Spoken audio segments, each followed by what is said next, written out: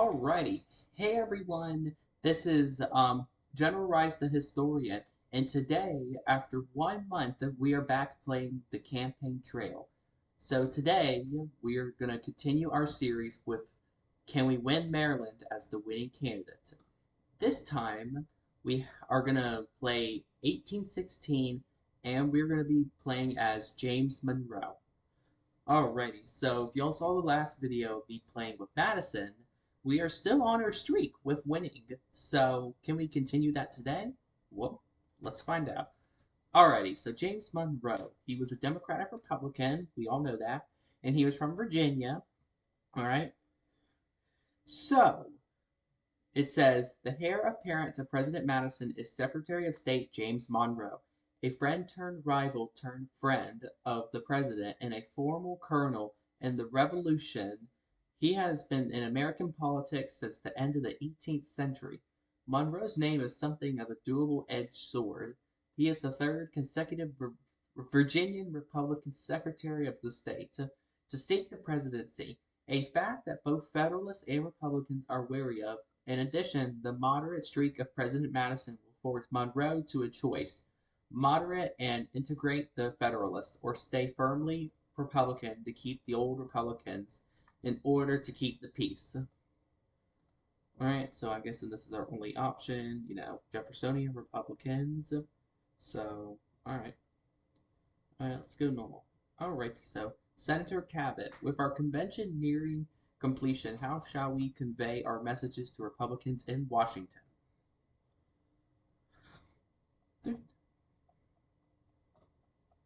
So, this is the Hartford Convention. So, I'm going to choose.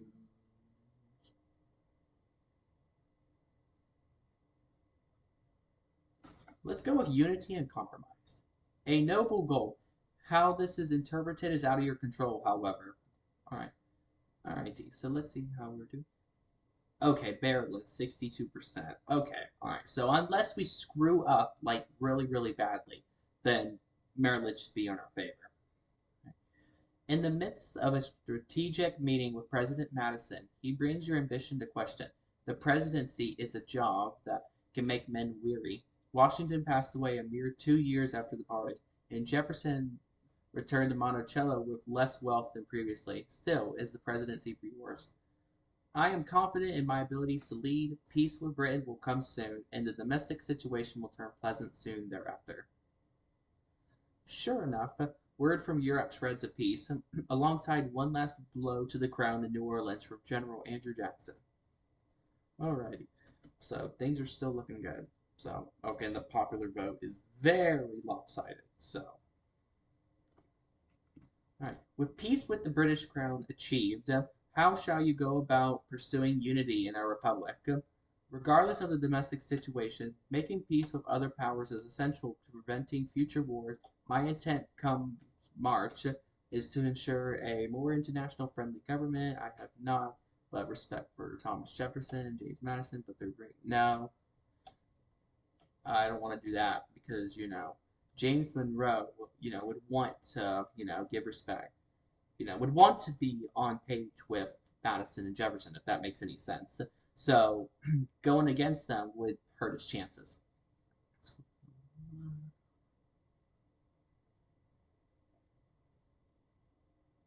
Oh, economic recovery, of course. We gotta do that. And internal improvements. Henry Clay applauds, and the public are intrigued. All right. Okay, things are still looking lopsided. So, hold on. Why does it say 4 electoral votes are? Oh, must be Maryland's. Okay, all right. President Madison's governance in recent times have been rather federalistic. He has endorsed the reestablishment of a national bank, widespread tariffs, and funding for infrastructural internal improvements. How will you govern in light of this?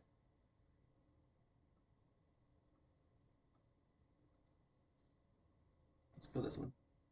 That is the popular position, but it gives the Federalists some ammunition. Okay, yeah, that's true.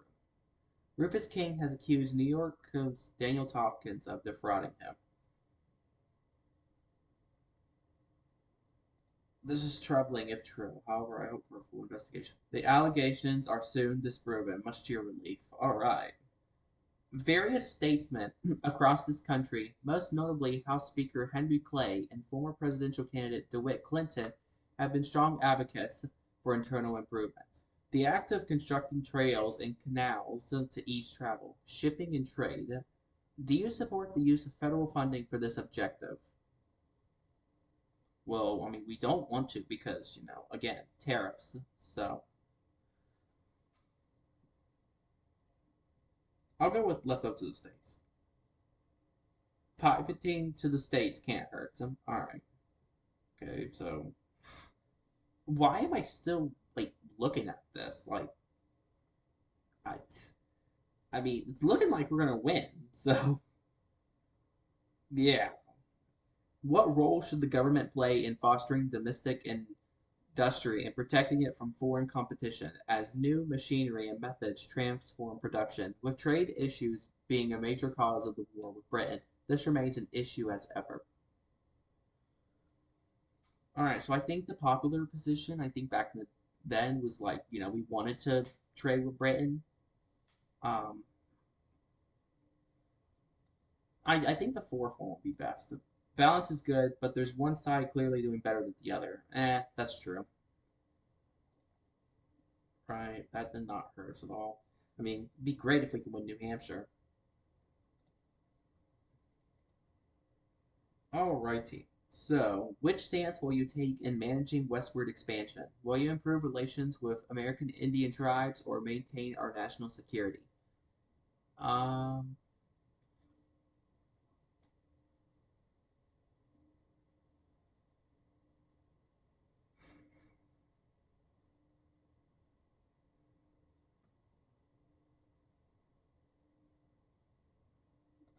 Probably this one. Not many of the landed men of the nation are particularly concerned about Indian issues. Yeah, that's true. So, alright.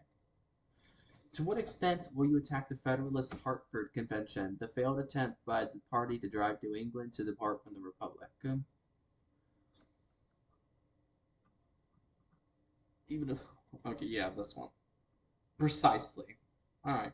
With whom shall you meet to ensure your maximum success?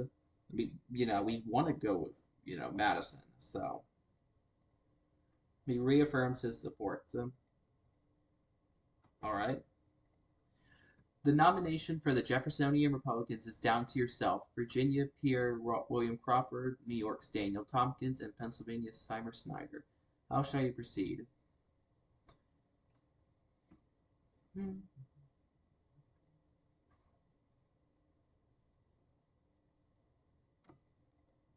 Interesting tactic. May it result well. Your Virginia birth is increasingly becoming a liability with Washington, Jefferson, and Madison being Virginian. Many in both the Federalists and the Republicans grow fatigued.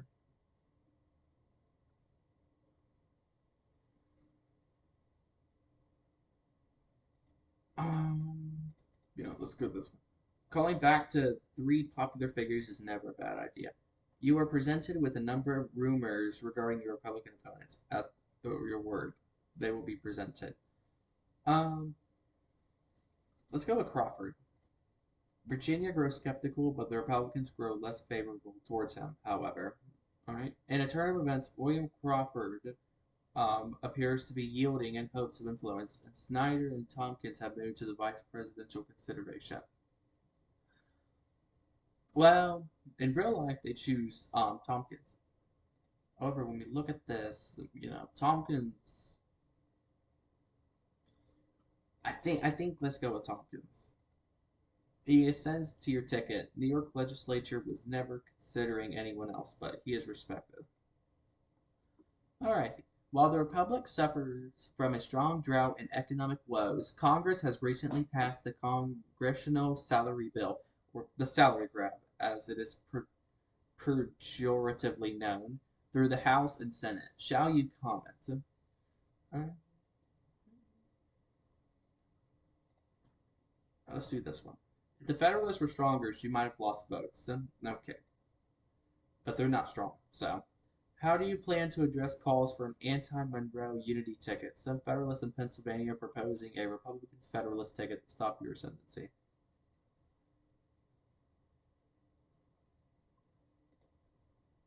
So, their efforts are even more limited than the Federalists. The last thing you need is to fuel them. Well, they're not going to get any states, aren't they? I mean, the closest thing they can get is four uncommitted things in Maryland. I mean, because Massachusetts, Connecticut, Delaware are all for, you know. Wait, did Delaware have four electoral votes? No, one of them must have been committed to, uncommitted. So, alrighty. Foreign policy remains in your duties as Secretary of State. Any objectives to accomplish this autumn?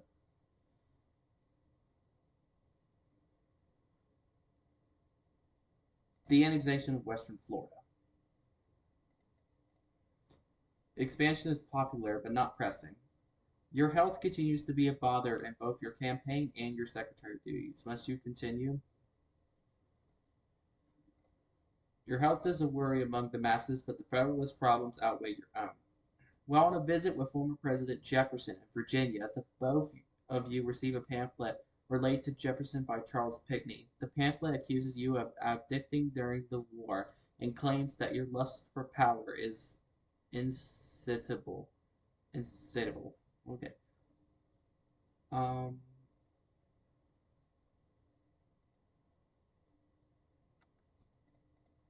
the public appreciates it, but doesn't see much material as a particularly relevant. The Federalist ever struggling has produced a name for the presidency, Rufus King, senator to New York, and one of their few remaining statesmen. How, if at all, shall you respond? Um, not that one.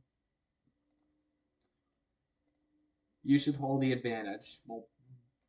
Well, duh. I mean, look at this. I mean, it's completely lopsided. So, I mean, I hope we hold the advantage. I mean, uncommitted has more votes than King himself. So,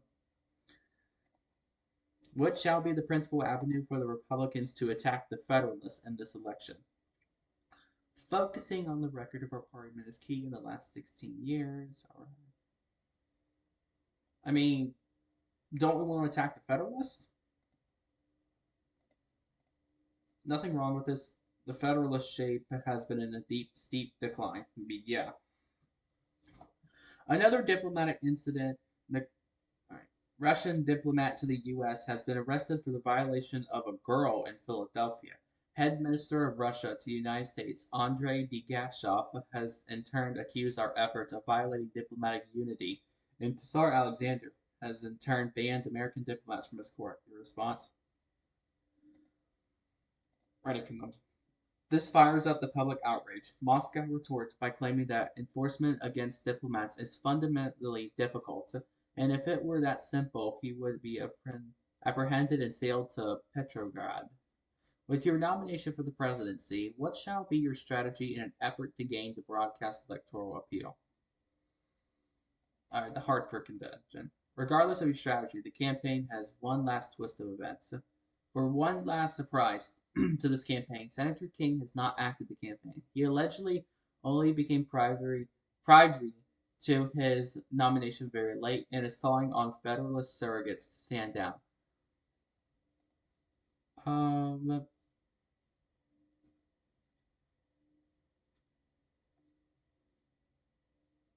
Probably the first one. With the Federalists moribund, the presidency is certain.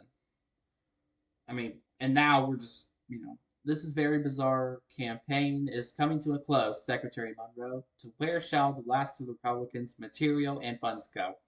I mean, the whole series is about Maryland, so obviously we're going to choose Maryland. Now, hold on, though. How close to New Hampshire? Okay, we'll do Maryland because, you know. Alrighty. And we have won Maryland. I mean, that was, you know, that was kind of obvious by the start. So, yeah, well, Anyways, I hope you guys enjoyed this episode of the campaign trail. There is no mod for 1820, so next time we will be doing 1824, and that is going to be a mess. So, anyways, I will see y'all next time, and make sure to subscribe, leave a comment down if you want, and like this video. Alrighty, bye guys.